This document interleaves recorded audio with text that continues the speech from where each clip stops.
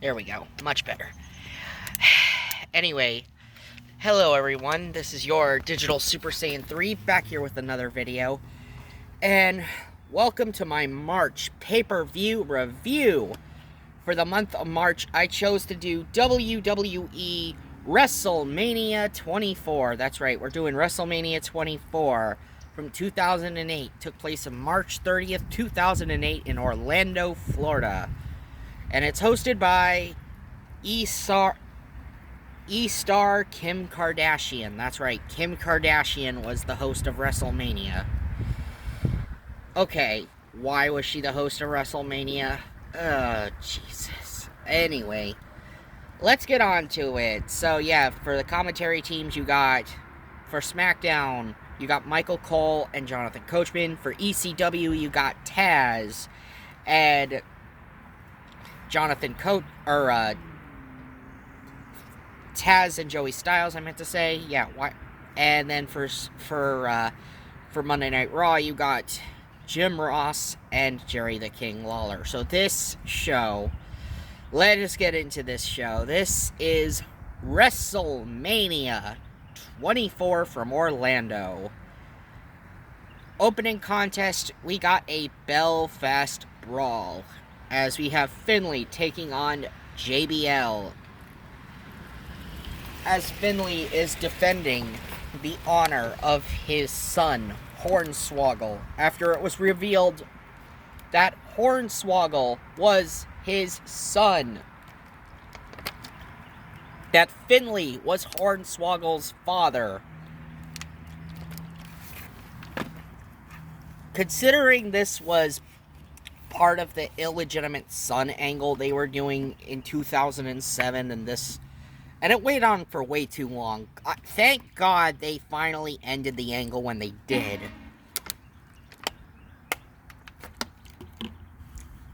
But overall, the Belfast Brawl itself between JBL and Finlay was actually really entertaining to start off the show. I mean, you had garbage cans, tables, steel steps were brought into play, the shillelagh, of course, because this is Finlay, of course, we're talking about. But in the end, it was not enough to keep JBL down, and JBL hits the clothesline from hell. 1, 2, 3, and JBL walks out of WrestleMania as your victor for the Belfast Brawl. This was a solid way to start off the show. I mean, after all, JBL, such a great heel he was. Really great heel JBL was. He was just the guy that people just love to hate.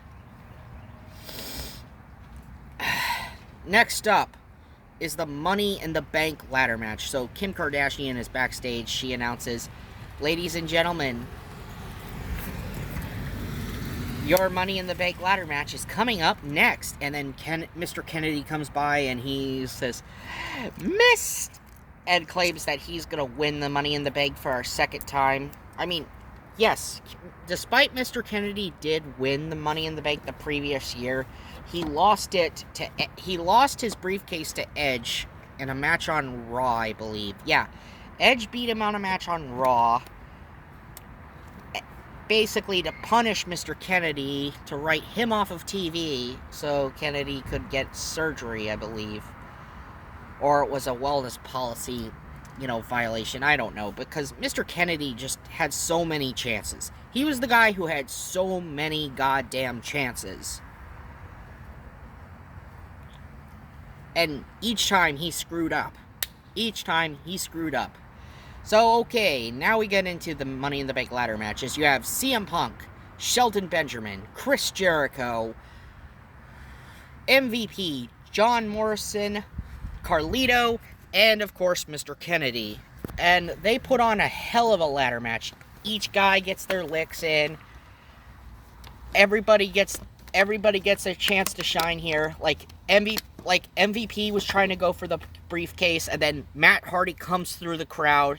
He wants revenge on Kennedy for taking him out of action. Matt Hardy delivers a twisted fate off the ladder to MVP to cost MVP the match. Then CM Punk, it ends when CM Punk puts Chris Jericho in the Tree of Woe on the ladder. Chris Jericho is hanging from the ladder with one leg. by one leg in the Tree of Woe. And CM Punk grabs the Money in the Bank briefcase, and now he is Mr. Money in the Bank. CM Punk, the fans were all for CM Punk, and hell, CM Punk was definitely deserving to win this match.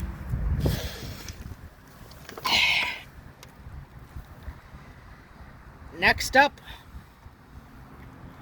we continue this show with an interview with Snoop Dogg. Yes, that's right, we're backstage with Snoop Dogg, as he is the master of ceremonies for tonight's Playboy Bunny Lumberjack Tag Team match. Yes, this was the only tag team match they had on this show. Yes, that's right, we're going to get into a Playboy Bunny Lumberjack match. And Santino comes in, and he comes in to act like such a nuisance, because this is Santino for you.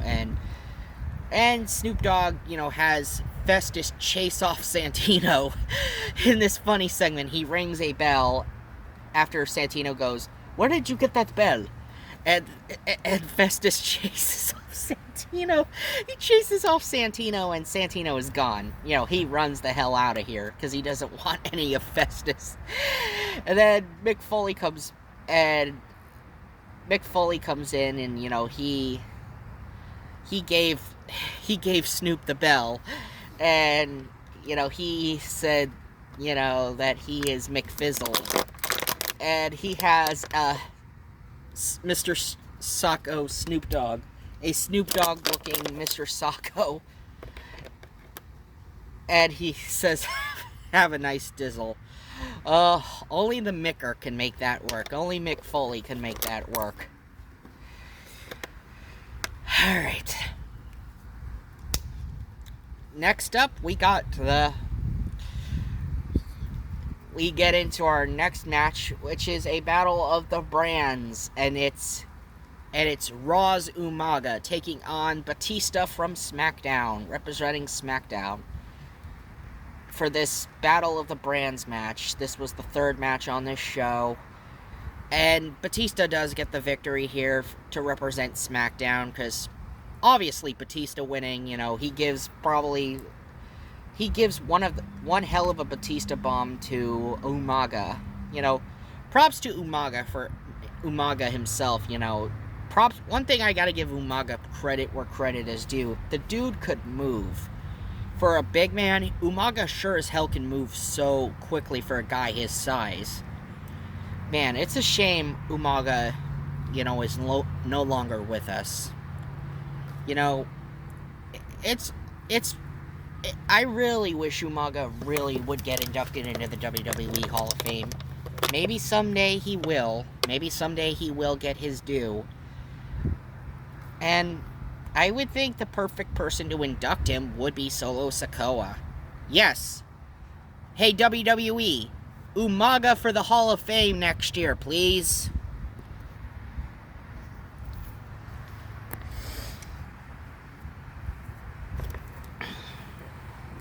Yeah. Now we get into our next match, which was set up. It is for the ECW Championship. So yes, the first time the ECW title is being defended at WrestleMania.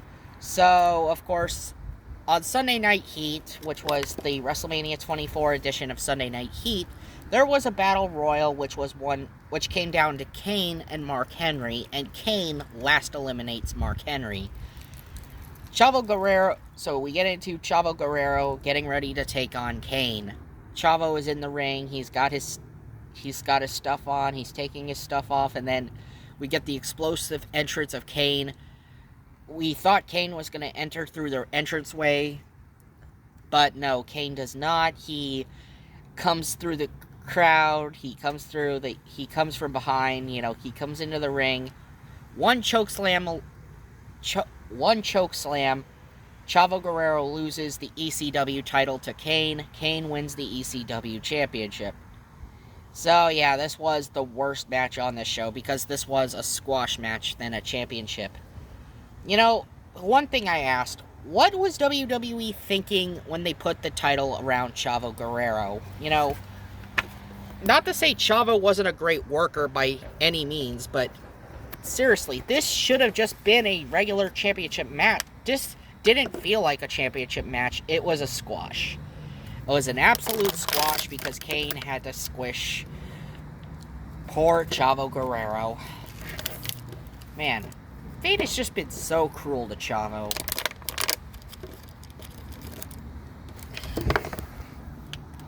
Man, Chavo Guerrero just couldn't catch a break, could he? The dude was just cursed. Chavo was just cursed with bad luck. Alright. And now we're getting into our next match. Or, shall I say, before that, we are getting into the introduction of the class of 2008 WWE Hall of Fame. We got the likes of Mae Young. We got the Briscoes, Jack and Gerald Briscoe. Soul Man, Rocky Johnson, The Rock's father, because The Rock came back to induct his dad and his grandfather. The High Chief Peter Maivia, The Rock's grandfather, which was being represented by Ada Johnson and Leah Maivia, who was Peter Maivia's daughter and wife. So yes, The Rock's mom and grandmother represented The Rock's grandfather. And of course you had the children of Ric Flair, who were representing their dad, because their dad had a match, basically to defend his career against Shawn Michaels in the career-threatening match that's coming up soon.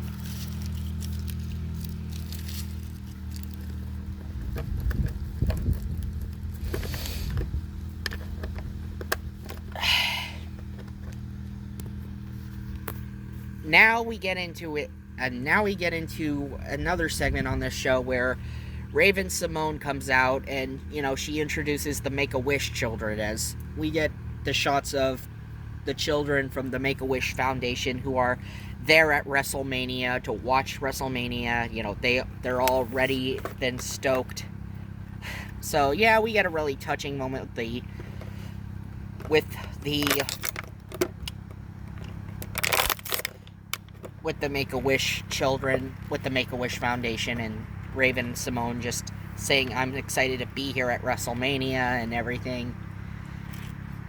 So, yeah, that was really cool of Raven to do that. Now we get into our next match. It is the career-threatening match. Shawn Michaels versus Ric Flair. And if Ric Flair loses, he must retire. And oh man, this was a hell of a match.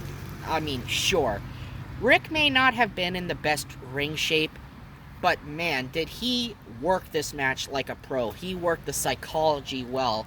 And Shawn Michaels was the heavy workhorse in this match. He did a lot to help Ric Flair get through the rest of this final match of his. This was meant to be the perfect send-off for Rick. I mean, this match had so many iconic moments. Shawn Michaels tries to attempt a moonsault onto the announce table. Rick gets out of the way. Shawn goes through the announce table. He destroys the Raw announce table because Jerry Lawler and JR have to...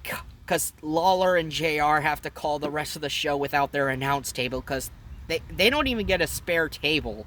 No, they just get their table destroyed from the Shawn Michaels moonsault.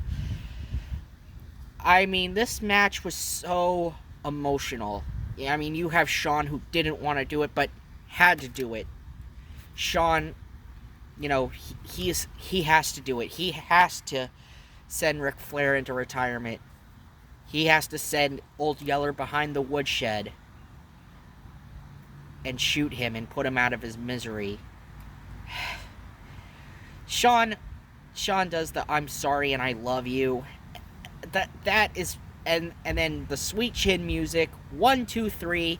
Shawn Michaels ends Ric Flair's in-ring career. Now, that was Ric Flair's very last match in WWE, but of course, then he would have that god-awful TNA run, and then later in 2022, he would have that tag match where he teamed with Andrade to take on Jeff Jarrett and Jay Lethal in 2022.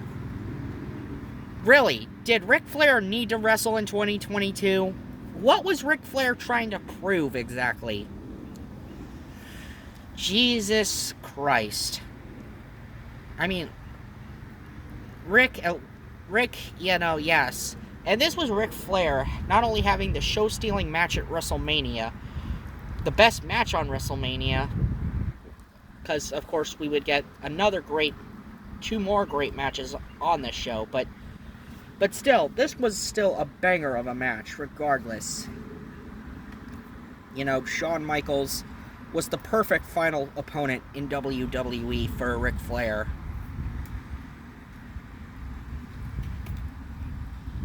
This was also Michaels' most bittersweet victory. Alright.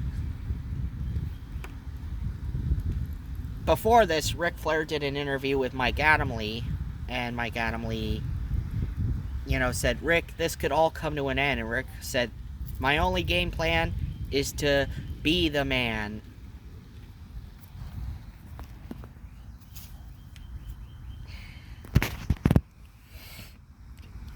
Next up, we get the Playboy Bunny Lumberjack Tag Team match. As the Playboy Bunny Lumberjacks. Team 1, you got the team of Maria Kanellis and Ashley Mazzaro. Taking on Team 2, Women's Champion Beth Phoenix and Melina. And you have Santino out with Santino, who dated Maria Kanellis. He betrays Maria Kanellis because he comes out with the likes of both Beth Phoenix and Melina. And, you see him, you see Santino get involved in the match. He gets involved plenty in this match. And we see Jerry the King Lawler just had enough of Santino's crap.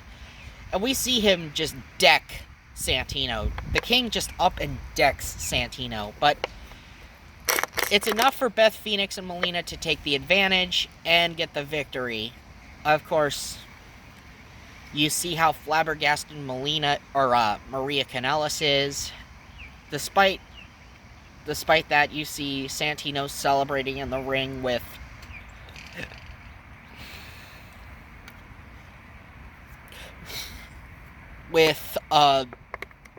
Beth Phoenix and Melina, only just to get punched out by Snoop Dogg. Seriously, Santino got punched out twice. He got punched out by Jerry Lawler, and then got punched out again by Snoop Dogg. Then Snoop Dogg kisses. Then Snoop Dogg does make out with Maria Kanellis. Maria Kanellis plants a kiss on Snoop Dogg. They kiss, and then the segment just ends.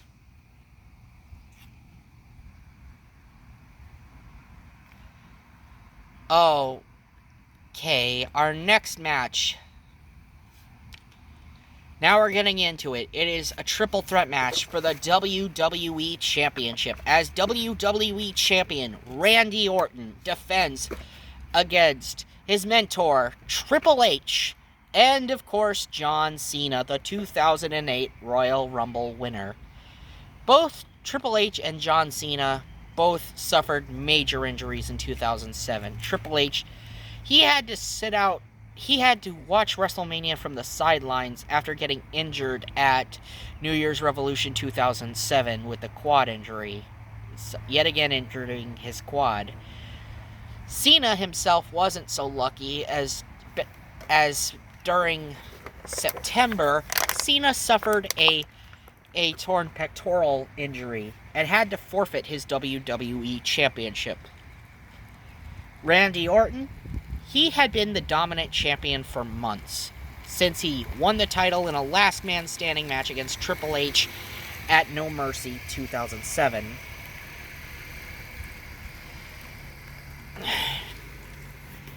he had gone through challenger after challenger, defeating the likes of Shawn Michaels, Jeff Hardy, and Chris Jericho. And of course, there was a poll throughout the night to ask who was going to win the WWE Championship.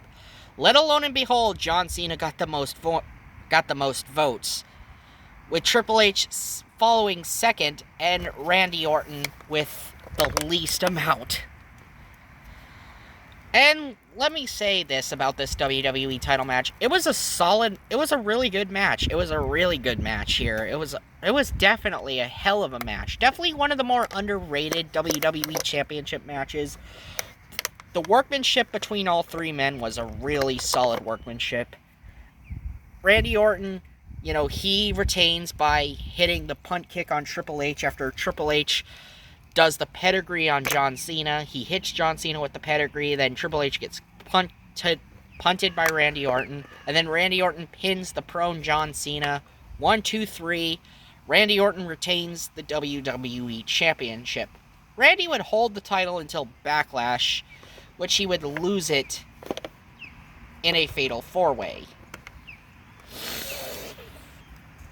That not only featured those two exact same men that he faced at WrestleMania, but also JBL.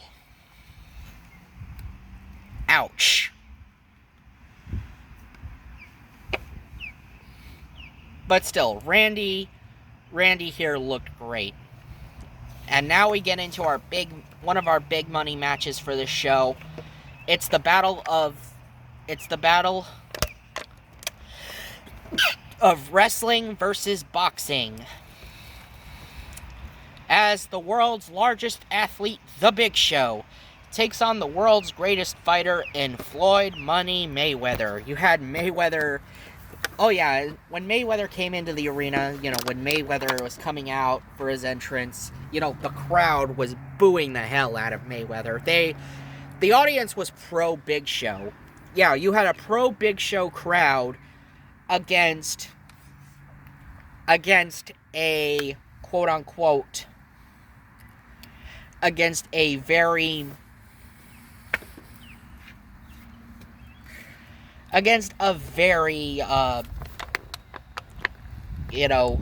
hated Mayweather, I meant to say. Floyd Mayweather came out with his posse and his handlers and his manager. It was more or less a bona fide handicap match. This was like an anything goes match. It was still entertaining as hell, despite the money that came down in Mayweather's entrance, despite the entrance Mayweather came out with, the fans were still behind the Big Show 100%. They wanted to see the Big Show just rip Floyd Mayweather apart. Despite everything the Big Show hits Floyd Mayweather with, Floyd Mayweather ends up winning this match via knockout, thanks in part to some brass knucks, because you can only win this match via pinfall, submission, or knockout. And because one of his guys had brass knucks, Mayweather took the knucks and hit the Big Show in the face with them. Man, the Big Show just can't catch a break at WrestleMania when it comes to his losses. I would say the Big Show has definitely has more losses at WrestleMania than just anybody. I can't remember a single WrestleMania match where the Big Show has won.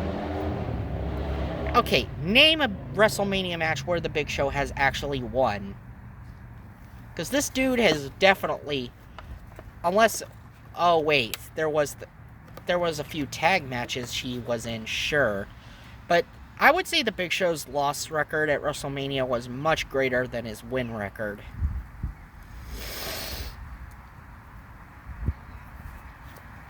Okay, earlier on in the night, we saw Edge cut a promo talking about how he's going to beat The Undertaker and how he's going to disappoint all those youth, or disappoint all those kids. Basically saying that he's going to make those kids feel disappointed and how he's going to rob the children of their innocence.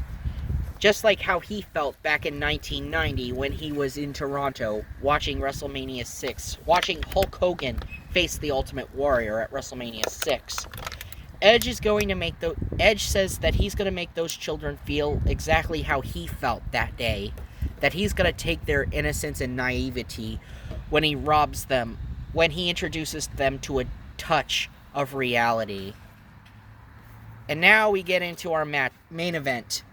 Our main event to finally end the show off for the World Heavyweight Championship, as The Undertaker, the challenger who won the right to face the World Heavyweight Champion Edge at No Way Out. You have the Druids coming out for The Undertaker's entrance. Then The Undertaker comes out. Lots of fire everywhere, smoke. A lot for your typical Undertaker entrance. But this is The Undertaker we're talking about. This guy is known for having the longest entrance out of any WWE superstar. But yet, only The Undertaker is someone who could pull it off really well. Then out comes Edge. You know, he briefly has Teddy Long come out with Vicky Guerrero. You know, Vicky is the general manager of SmackDown, and you have Teddy Long, the assistant general manager of SmackDown, you know, pushing Vicky out in a wheelchair for a little bit, and she gives Edge a good luck kiss. And then Edge comes out. You see fireworks everywhere when Edge does the pose, having such an explosive entrance. And then we get into it for the World Heavyweight Championship, Undertaker and Edge. And man, Edge takes it to The Undertaker here in this match. He takes it to Taker. I love the counters in this match. There were a lot of great counters in this match. Counter after counter. I mean, it took Taker 3 times to finally get to hit Edge. It took 3 attempts for Undertaker to hit Edge with the last ride. Heck, he even tries to go for... Heck, when he hits Edge with the Tombstone Piledriver, you see Charles Robinson, who refereed the Ric Flair-Shawn Michaels match because, you know, Charles Robinson always has to referee some match with Ric Flair in it, because that was how Charles Robinson was. You know, he does like the 50-meter dash to the ring. Like, he does this 50-meter dash to the ring, and, you know, Edge kicks out of the Tombstone Piledriver. You see the Edgeheads get involved. Edge spears The Undertaker for a second time, and then after the second spear, Undertaker locks in the Hell's Gate. He puts Edge in the Hell's Gate. Edge has nowhere to go. He has nowhere to go. He's trapped in the middle of the ring. There's nowhere for Edge to run, nowhere for Edge to hide. Edge had to tap. He had to tap out, or risk further injury, being locked in that dreaded Hell's Gate. And The Undertaker wins the World Heavyweight Championship. This was months in the making. This was months in the making. A match months in the making. The Undertaker had been screwed over by Edge for the past, just on 3 separate occasions during 2007 alone. But alas, The Undertaker finally gets his revenge on the Rated R superstar and takes the World Heavyweight Championship to boot. And that's how WrestleMania 24 ends. So that was WrestleMania 24. Final thoughts? I would say it was a really good WrestleMania. I definitely say the good definitely outweighed the bad on this show. Well, this show was originally going to be in my top 10 favorite WrestleManias. It did get beaten out by WrestleMania 38. But either way you slice it, I still love WrestleMania 24. And definitely put it as my number 11. So anyway, this has been your Digital Super Saiyan 3.